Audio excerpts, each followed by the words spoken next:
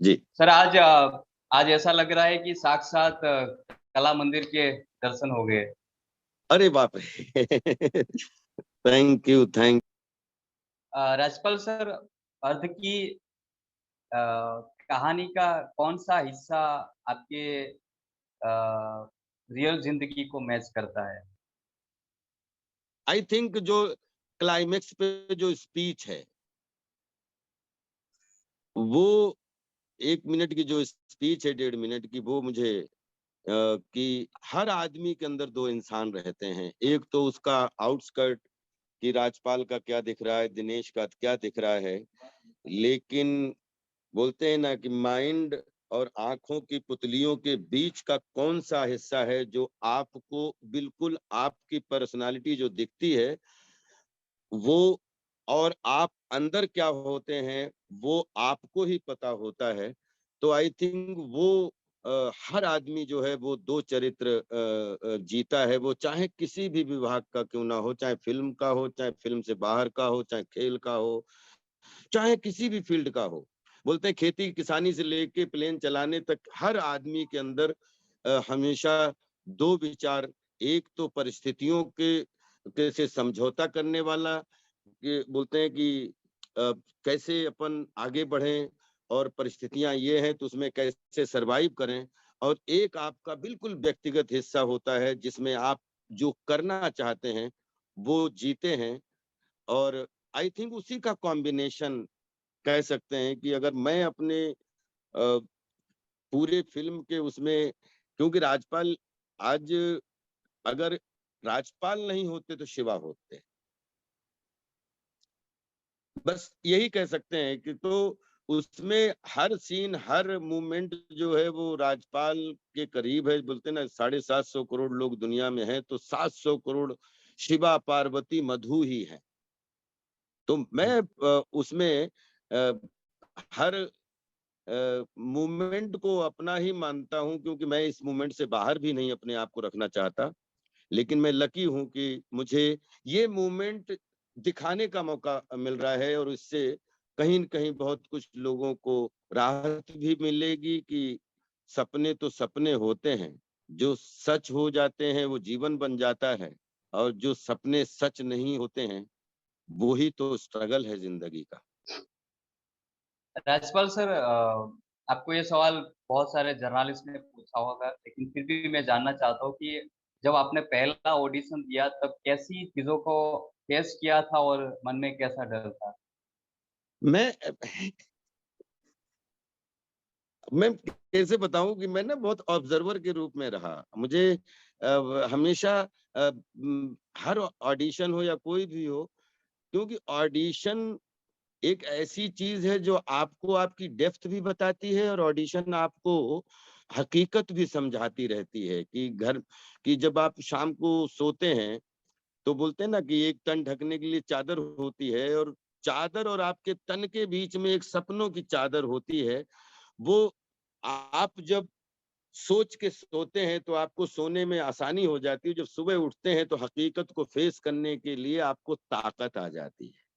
मेरा पहला या ऑडिशन था, मैं एक डायरेक्टर हैं, ये 97 की बात है शायद, जब वो हम 3-4 लड़के थे, उन्होंने कहा कि आप एक ट्रेजेडी स्पीच सुनाइए और एक कॉमेडी स्पीच सुनाइए। तो ट्रेजेडी बहुत सारे जो क्लासिकल प्ले हैं उनकी आप सुना सकते हो, लेकिन जैसे ही उसने बोला कि कॉमेडी स्पीच सुनाइए, तो मुझे अंदर से तुरंत मेरे मन में प्रश्न आया कि ये डायरेक्टर, इसको अभी बहुत कुछ सीखना बाकी है कि जीवन में कॉमेडी स्पीच नहीं होती है कोई। एक या कहानी होती है, 2 कैरेक्टर होते हैं, एक एक्शन होता है, एक रिएक्शन होता है। अगर केले के छिलके से फिसल के आप गिर जाओ और आपका मुँह फूट गया तो ट्रेजेडी हो गई, और अगर मुँह नहीं फूटा और आपको चोट तो लगी, लेकिन आप खड़े हो गए, तो ये कॉमेडी नहीं है। लेकिन अगर आपको केले के छिलके से फिसल के गिरते हुए और आप खड़े हुए और आपने चारों तरफ देखा, किसी ने देखा तो नहीं, और सामने दिनेश ने देखा और दिनेश हँसा, तो ये कॉमेडी हो गई। तो एक्चुअली कॉमेडी कभी भी एक आदमी से नहीं आती है। एक नाटक या फ़िल्म की एक जर्नी होती है, उसमें एक को एक्टर्स होते हैं, उन चरित्र होते हैं, चरित्रों का आपस में रिएक्शन होता है। तो जब रिएक्शन से सिचुएशन क्रिएट होती है और सिचुएशन जो है वो आप तक पहुँचती है, तब आपको हँसी आती है। केले के छिलके से फिसले और किसी ने देखा नहीं, तो वो कॉमेडी नहीं है। केले के छिलके से फिसल गिरे और किसी की नज़र पड़ गई कि देखो इसने केला देखा नहीं, फिसल गया। तो जो एम्बैरेसमेंट और हल्का-सा वो आता है, वही कॉमेडी का स्वरूप होता है। उसको शब्दों से बताना बड़ा मुश्किल है। वो देखा जा सकता है या फ़ील किया जा सकता है।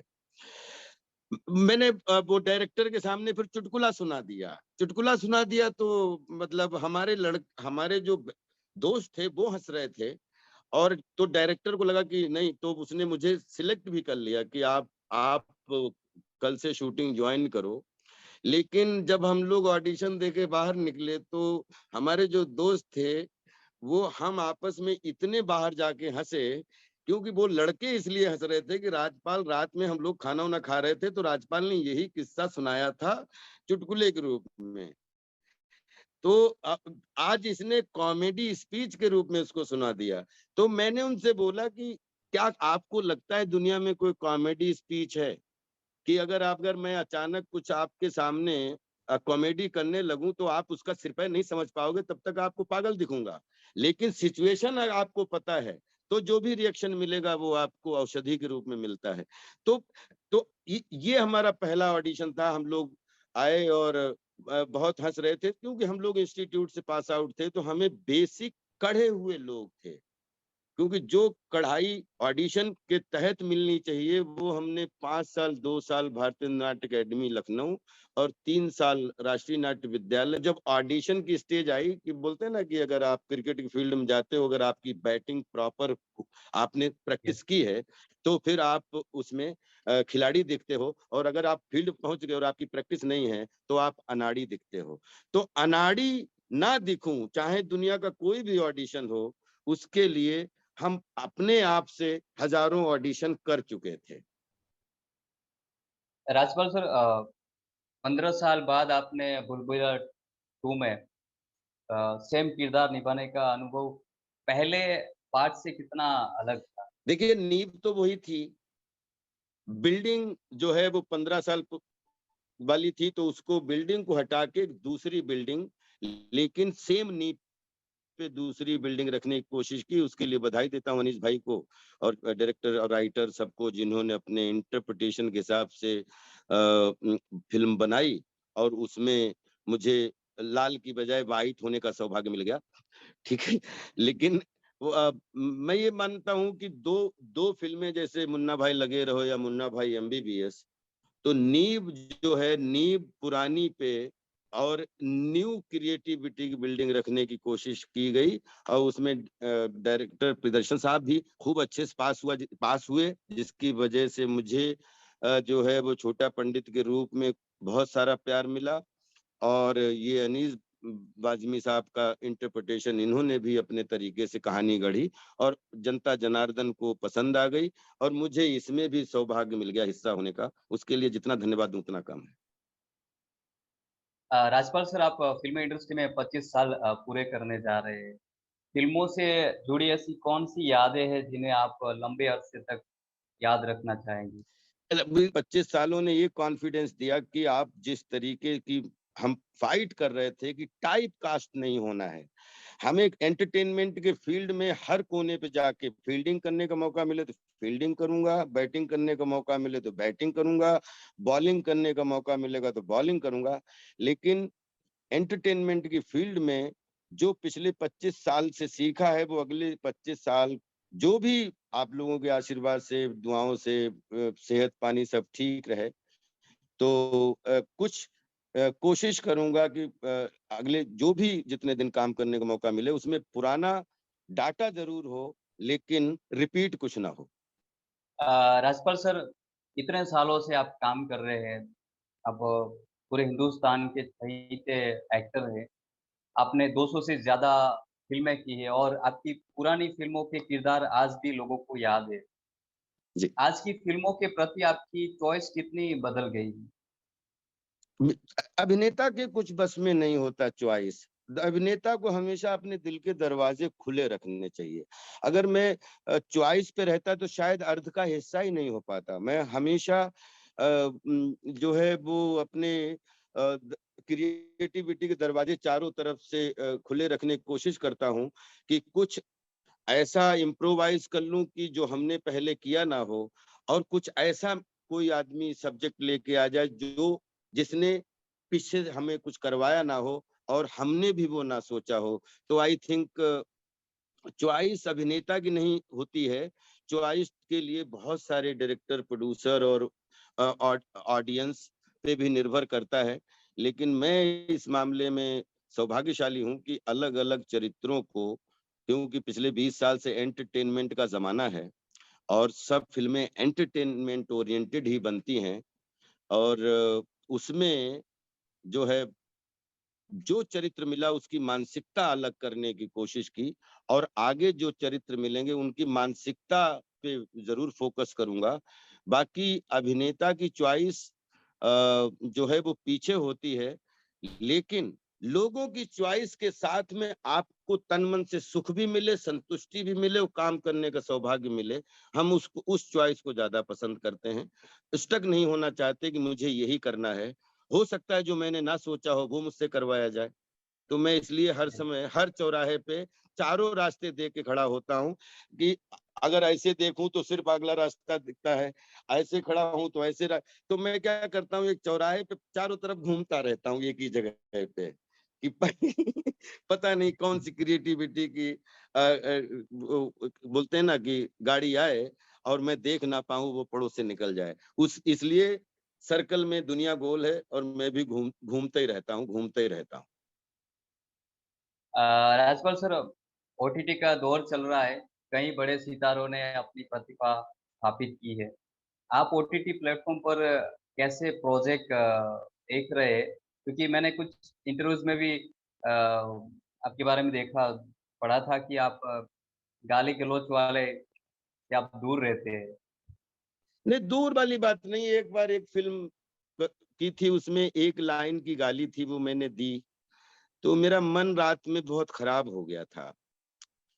और एक ऐसी डॉक्यूमेंट्री टाइप कोई छोटी-सी फ़िल्म थी, वो बड़ी एडल्ट टाइप थी, तो मुझे ऐसा लगा कि एक दिन ऐसे सोचा कि जब मेरी आँखें देख के और मेरे लाइन्स जो बोलता हूँ, तो उसमें लोगों को इतनी इतनी लोगों की तालियाँ मिली हैं, तो फिर उसी मुँह से गाली दे के ताली लेने में कोई कॉम्बिनेशन अंदर से अलाउ नहीं किया, अंदर से दिल ने अलाउ नहीं किया। तो पिछले 4-5 साल में मैं बहुत खुश था ओटीटी को लेके कि चलिए टेलीविज़न और 70 एमएम के बीच में एक ऐसा प्लेटफ़ॉर्म आया है जो हज़ारों कॉन्सेप्ट को, अलग-अलग अभिनेताओं को, अलग-अलग क्रिएटिविटी को बगैर किसी रिलीज़ के डर से कि उनके कितने थिएटर में फ़िल्में रिलीज़ होंगी या कितने थिएटर मिलेंगे, उस टेंशन से मुक्त होके और 190 193 कंट्री में उसको जाने का मौका मिल रहा है। तो ये प्लेटफ़ॉर्म तो बहुत ही अच्छा लगा मुझे, लेकिन मुझे ये लग रहा था कि पता नहीं मैं इसमें फिट हो पाऊँगा कि नहीं हो पाऊँगा, पचासों ऑफ़र मिले थे। तो मैं उनसे पहले ये पूछता था कि सब्जेक्ट तो ठीक है, इसमें मैं गाली-वाली दे रहा हूँ क्या? तो वो बोलते थे कि आप गाली नहीं दे रहे हो, वो सामने वाले अभिनेता उसकी गालियाँ हैं, आपकी नहीं है। तो भी मुझे लगता है कि जब चाहे एक फ़िल्म में अगर आप हिस्सा हो और उसमें आप गाली दो या दूसरा गाली दे, वो फ़िल्म का हिस्सा ही हो जाता है। तो वो उसमें मैं अपने आप को कंफर्टेबल नहीं समझ रहा था, और थैंक यू सो मच ज़ी5 कि जो हम पिछले 4-5 साल से पचासों सब्जेक्ट का हिस्सा नहीं हो पाए, हमें भी लालच लगता था कि रोज़ पैसे कमाऊँ और क्या मतलब चाहे जो भी है वो अ अ, गालियाँ बोली हैं बहुत सारी, क्योंकि स्क्रीन प्ले कुछ इस तरीके से राइटर लिख रहे थे कि वो ऐसा लगता है कि कोई भी स्क्रिप्ट विदाउट कुछ ऐसी बात बोले हुए जो किचन में ना सुनी जा सके, वो पूरा ही नहीं हो रहा था। तो लेकिन थैंक गॉड समय बदला 4-5 साल के बाद में, और आज ओटीटी पे जी5 ने अर्थ को रिलीज़ करके एक अर्थ भी दिया और मुझे बहुत कॉन्फिडेंस दिया कि जितनी गालियों वाली जो है वो वेब सीरीज या वेब फिल्म्स या जो भी आते थे वो सब देख रहे थे। तो मुझे खुशी है कि अर्ध भी जो है वो खूब लोग देख रहे हैं। तो मेरा वो टेंशन कम हो गया कि मैं किचन का बंदा था। किचन में 750 करोड़ लोग, चाहे बड़े हों चाहे छोटे हों, मैं ये मानता हूँ कि बच्चे बूढ़े नौजवान और सबको मनोरंजन मिले समान। क्योंकि अब जो जो फ़िल्म या डायलॉग में मेरी बेटी अगर बैठी है और मुझे थोड़ी-सी बगलें झाँकनी पड़ जाएँ, तो फिर वो किसी बेटी तो बेटी होती है, बाप तो बाप होता है, फिर वो चाहे किसी भी समाज का कोई न हो, तो मेरी ये इच्छा थी कि आने वाले दिनों में भी मेरा कोई भी बोला हुआ डायलॉग एंटरटेनमेंट का, सिनेमा का, वेब सीरीज़ का, वेब फ़िल्म का, वो किसी को भी जैसे बोलते हैं ना खुले आसमान के नीचे कहीं पे भी आप देख लें, मंदिर में देखें, मस्जिद में देखें या किचन में देखें, गुरुद्वारे में देखें, आपको उससे बगलें झाँकने की ज़रूरत ना पड़े। सोचने का अगर डायलॉग में हँसी आए तो सबको आए, समझ में सबको आए और हँसी और अगर मीनिंग आए तो सबको समझ में आए। तो मैं किचन का हिस्सा बनना चाहता था और वो आप सबके आशीर्वाद से, आप सबके छोटे भाइयों की दुआओं से मतलब जो है और बड़ों के बहुत वो चीज़ बहुत दिन बाद संतुष्टि दे रही है कि नहीं हमारे देश की जनता जनार्दन या दुनिया की जनता जनार्दन जो है, वो हर तरीके का काम देखने के लिए रेडी है। आपकी आप कौन से पटरी को चुनते हो ये आपके ऊपर है। राजपाल सर, फ़िल्मी करियर के दौरान आपने कई उतार-चढ़ाव का सामना किया है। कई फ़िल्में आपकी ब्लॉकबस्टर और सुपरहिट, तो कई फ़िल्में बॉक्स ऑफिस पर कुछ ख़ास कमाल नहीं कर पाई। लेकिन आपको सबसे ज़्यादा पहचान किस फ़िल्म ने दिलाई है? जो एक राजपाल यादव बेहतरीन अभिनेता इंडस्ट्री को मिला? आई थिंक जंगल जो थी वो एक ऐसी फ़िल्म थी जिसमें नेगेटिव रोल करने से शुरुआत हुई और माधुरी दीक्षित बनना चाहती हूँ रामू जी को जितना भी धन्यवाद बोलूँ उतना कम है कि जिन्होंने एक ऐसी फ़िल्म की उस समय या तो कॉमर्शियल सिनेमा था या कंप्लीट आर्ट सिनेमा था जैसे श्याम बेनेगल जी और यश चोपड़ा साहब के बीच में एक सेमी कॉमर्शियल सिनेमा की नींव डाल के जो पहले महमूद साहब और उस समय पूरी 10-15 एक्टरों की एक टोली थी जो बहुत बहुत सारी फ़िल्में महमूद साहब ने बनाई 15-20 साल उसमें बिल्कुल गैप था। तो मैं माधुरी दीक्षित बनना चाहती हूँ जब आई और उधर जो है वो जंगल से एज़ एन एक्टर एस्टेब्लिश होने का मौका मिला और उसके बाद जो है ये एक फ़िल्म आई हंगामा जिसने मतलब जो है पॉपुलैरिटी में बहुत ज़्यादा योगदान दिया। तो ये कह सकते हैं कि ये 2-3 फ़िल्में ऐसी थी जिसमें एक मेल लीड था, एक में सपोर्टिव लीड था, एक में नेगेटिव था और इन 2-3 फ़िल्मों ने जैसे बहुत सारे वो एक हर अभिनेता का थ्री डायमेंशनल एक्टर बनने का जो सपना होता है, वो नींव उस समय जो हम चाहते थे, वो पड़ गई थी। उसी की अब जैसे आज अगर एक तरफ हंगामा रिलीज़ हो रही है और हंगामा से सालों मंदिर का घंटा समझ के रखा है कि अ, जो आता है बजा के चला जाता है, तो मंदिर का घंटा पूरी दुनिया में बज रहा था। लेकिन डर ये लग रहा था कि मैं माधुरी दीक्षित के क्लाइमेक्स में अ, ल ब रुलाई आती है हल्की-सी। तो कहीं ऐसा ना हो कि हंगामा के क्लाइमेक्स में लोग बहुत ज़्यादा हँस रहे हैं, तो मैं माधुरी दीक्षित बनना चाहती हूँ या मैं मेरी पत्नी और वो के क्लाइमेक्स में लोग हमारे रोने को पता नहीं सीरियसली लेंगे कि नहीं लेंगे।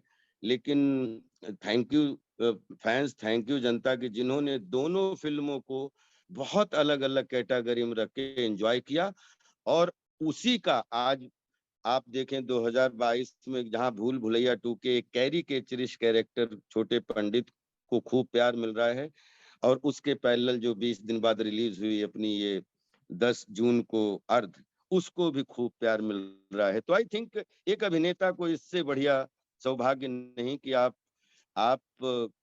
आपकी कैरी कैचरिश कॉमेडी भी खूब लोगों को अच्छी लग रही है और आपको रियलिस्टिक एक पैटर्न की जिसमें रियलिस्टिक जो है जीवन है, ऐसी फ़िल्म भी अच्छी लग रही है और राजपाल उसमें फिट हैं। तो आई थिंक धन्यवाद बहुत छोटा है।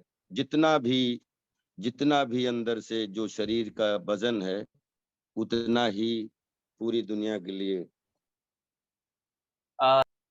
Thank you so much Rajpal sir, आपसे बात करके बहुत अच्छा लगा और आपकी आने वाली फ़िल्म के लिए भी आपको ढेर सारी शुभकामनाएँ और अर्थ के लिए भी आपको इतना प्रतिसाद मिला और मेरी टीम की ओर से भी आपको ढेर सारी शुभकामनाएँ अर्थ के लिए और आपकी आने वाली फ़िल्म। थैंक यू आपकी पूरी टीम को, थैंक यू, सबको थैंक यू। ढेर सारी शुभकामनाएं। Love you all, respect you all. स्वस्थ रहिए, मस्त रहिए, व्यस्त रहिए।